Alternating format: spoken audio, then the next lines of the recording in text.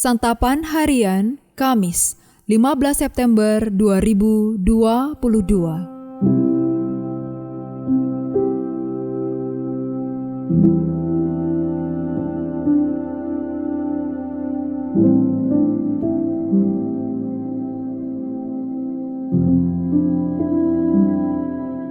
Inilah program Santapan Harian, sebuah program yang mengajak Anda menelusuri isi Alkitab, agar Anda menemukan makna firman Tuhan sesuai dengan konteksnya.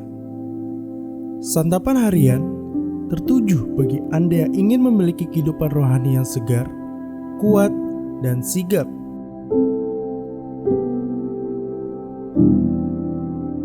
Hari ini kita akan membaca Wahyu pasal yang ketiga, ayat yang ke-7 hingga ayatnya yang ke-13. Namun sebelumnya, mari kita berdoa. Di dalam kerendahan hati, kami hendak merenungkan sabda-Mu yang menjadi terang bagi langkah hidup kami. Di dalam kasih-Mu ya Kristus, kami berdoa.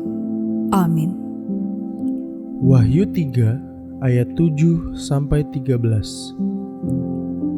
Dan tuliskanlah kepada malaikat jemaat di Philadelphia, inilah firman dari yang kudus, yang benar, yang memegang kunci Daud. Apabila ia membuka, tidak ada yang dapat menutup. Apabila ia menutup, tidak ada yang dapat membuka. Aku tahu segala pekerjaanmu. Lihatlah, aku telah membuka pintu bagimu yang tidak dapat ditutup oleh seorang pun. Aku tahu bahwa kekuatanmu tidak seberapa. Namun engkau menuruti firmanku dan engkau tidak menyangkal namaku. Lihatlah, beberapa orang dari jemaah iblis, yaitu mereka yang menyebut dirinya orang Yahudi, tetapi yang sebenarnya tidak demikian, melainkan berdusta, akan kuserahkan kepadamu. Sesungguhnya aku akan menyuruh mereka datang dan tersungkur di depan kakimu dan mengaku bahwa aku mengasihi engkau.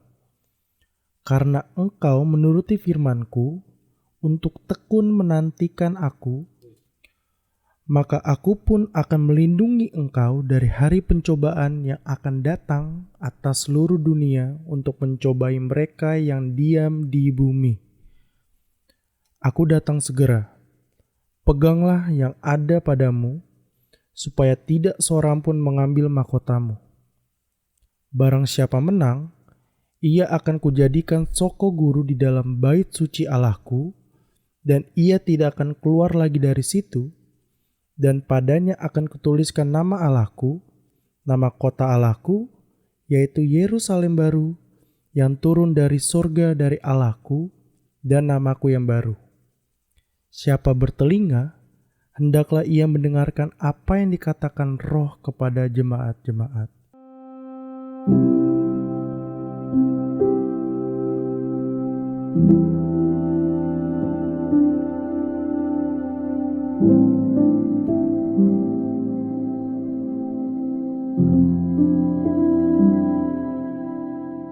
Sahabat Santapan Harian, jemaat Tuhan di kota Philadelphia adalah jemaat yang penuh dengan kelemahan dan bahkan teraniaya.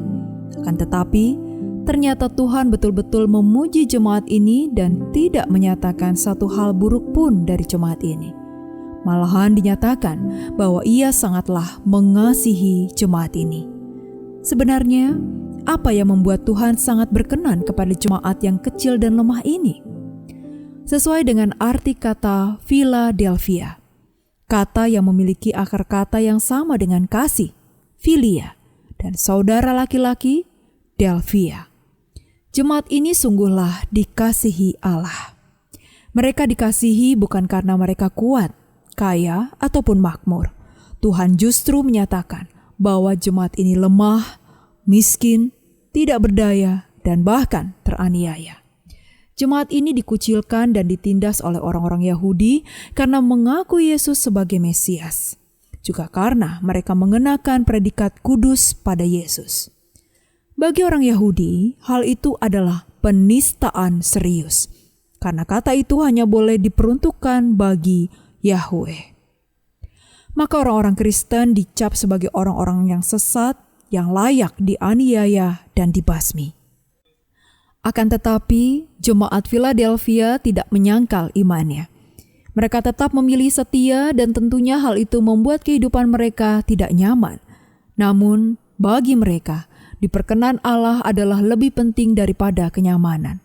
Karena itu, Tuhan akan membela mereka. Dia berjanji untuk setia menyertai dan melindungi di dalam masa-masa sulit yang mereka alami. Juga ada jaminan mahkota kehidupan dan kediaman yang tenang bagi mereka. Hal itu pastilah sangat menghibur mereka, karena telah berkali-kali kota itu dilanda gempa bumi yang besar, yang membuat jemaat berkali-kali harus mengungsi dan hidup dalam ketidaktenangan. Semoga kita dapat memiliki mentalitas seperti jemaat Philadelphia yang melihat bahwa perkenanan Tuhan tak dapat dibandingkan dengan kekayaan, keamanan, dan kenyamanan hidup. Hal itu tidaklah mudah, karena kita hidup di zaman kontemporer yang memuja kehidupan yang nyaman, sukses, nikmat, kaya, dan berhasil. Mari kita jalani hidup yang diperkenan Allah. Mari kita berdoa. Tuhan Yesus, Engkau hidup dan terus berkarya di dunia serta dalam hidup kami. Tolonglah kami agar hari demi hari semakin menyerupai Engkau, sementara kami meninggalkan kehidupan kami yang dahulu. Dalam nama-Mu Yesus, kami memohon. Amin.